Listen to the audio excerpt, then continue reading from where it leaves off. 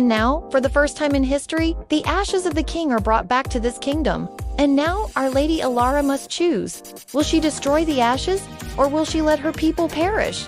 When Sir Kellen was but a young squire, he had but one goal: become the greatest knight in King Alaric's army. He would hear stories of how King Alaric had won many battles and taken many foes' heads. And when the king was old and gray, it would be Kellen who would take the throne and continue the legacy. So he trained and he learned from the best. He became the strongest and the bravest of them all. And when he was finally knighted, there was no greater joy in his heart. He would never forget the day that he had earned the right to bear the coat of arms on his chest. It was the proudest moment of his life. He was not just Sir Kellen anymore, he was Sir Kellen the Valiant. But the peace that his kingdom enjoyed was about to come to an end. One night, while everything seemed to be going well, Sir Kellen was called to the king. The king told him with a trembling voice how a powerful sorcerer was coming from the north with his hordes to take over their lands. The king knew that he was too old to fight and looked at Kellen with hope, begging him to go and stop the sorcerer before it was too late. But Kellen felt that the king was lying and that there was nothing to fear. So he tried to convince the king that he didn't have to worry. But Alaric insisted and commanded him to go and see what was happening. So against his better judgment, Kellen took only a few men with him and went out to meet the sorcerer. But they did not find a small group of enemies, but a massive horde. His few companions were quickly overwhelmed and died in the battle. And when he found himself alone, he realized that he had been tricked. The sorcerer was someone he knew very well. It was Morgan Le Fay, the king's own sister, who had betrayed them all. She was a powerful sorceress who had been studying forbidden magic for years and was ready to claim the kingdom for herself. As soon as she saw Kellen, she laughed and said that it was too late. There was nothing he could do now. But Kellen, although outnumbered, did not give up. He fought bravely and managed to get close to Morgan.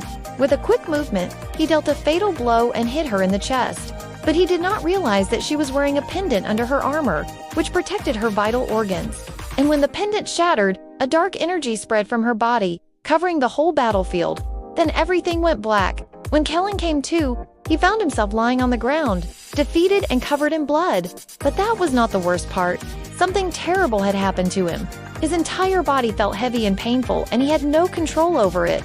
He struggled to stand up and stumbled around like a madman, roaring with rage. This was the cursed pendant. It had absorbed the last of Morgan's magic and transferred it into Kellen's body, turning him into a terrible monster. He ran through the kingdom, crushing everything in his path. Men, women, children, animals, nothing could stop him. No human weapon could scratch his hide, and even spells bounced off his skin, hurting their casters. People were running away from him, hiding in caves and behind trees, but he destroyed everything. And when he found the king, he devoured him alive, ripping the old man apart limb from limb. For 3 days, the monster walked across the land, leaving nothing but destruction and misery behind. Finally, he collapsed in front of the castle where the people were hiding, roaring with rage and pain. The Princess Elara, who had managed to escape her uncle's clutches, watched from afar as the monster destroyed everything. Her whole life she had heard tales of bravery and glory, of how her father and her brother had defended their kingdom. But now they were all gone and the kingdom was lost. She could not believe that there was nothing she could do to help. But then she remembered something. She still had something left, the last heirloom of her family, the pendant of the Sun King. When she wore it, she gained strength and courage, but it also repelled all kinds of dark magic. Maybe, just maybe, it could stop the monster. Taking a deep breath, she put on the pendant and approached the beast. It did not take long to reach the castle. Its huge form towered over the city walls, shaking the very foundations. From below, Elara watched as the monster slowly began to calm down. At first, she thought that perhaps she had made a mistake, that she should have stayed hidden. But then she saw what the pendant was doing. The monster was shrinking, its rage slowly fading away. And in the middle of it all, she saw the figure of Sir Kellen, struggling to break free of the curse. She had to help him. Calling upon all her strength, she reached out to him, sending a message of peace and friendship. Kellen struggled against the curse, trying to hold on to his last shred of humanity. He did not want to hurt anyone. Not even Morgan had succeeded in turning him against his people, but the pendant was strong, and the longer he resisted, the more power it gave to the curse. And so finally, he gave in and let the curse consume him. A tremendous roar shook the kingdom once more as the final vestiges of Kellen were consumed by the curse. In his place stood a creature of pure darkness, its eyes burning with unholy fire. It raised its head to the sky and let out a deafening screech. and from its mouth came a voice, ancient and powerful, that echoed across the land. It was a voice that spoke of power and destruction, of darkness and despair. It was the voice of the Shadow King. Now, after having regained his full strength, he would rule this world and none could stop him. But then he noticed Elara on the wall. She was holding out the pendant, and a ray of light shot out of it, hitting the Shadow King right in the chest. It was a blow that staggered him, that made him take a step back and clutch at his chest as if trying to tear something out of it. The light from the pendant burned him, searing his flesh and scorching his soul. And the more he struggled, the brighter the light became until finally, with a deafening roar, the Shadow King fell to his knees and the curse was broken. Sir Kellen stood there, confused and scared, unsure of what had happened. The pendant's light enveloped him, cleansing him of the curse and restoring him to his former self. He looked around him and saw the destruction he had caused, and his heart broke. He had killed so many innocent people. He had betrayed his king and his country. What was he going to do now?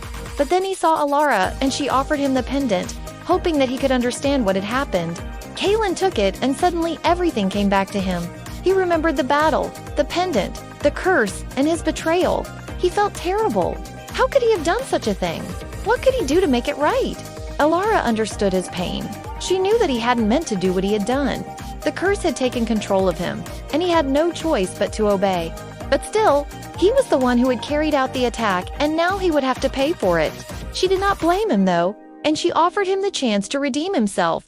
She asked him to help her rebuild the kingdom and to make sure that such a tragedy would never repeat itself. Kellen accepted without hesitation. He knew that he could never undo what he had done, but he could try to make things better. Together, they started to rebuild the kingdom. It was a long and hard task, but they didn't care.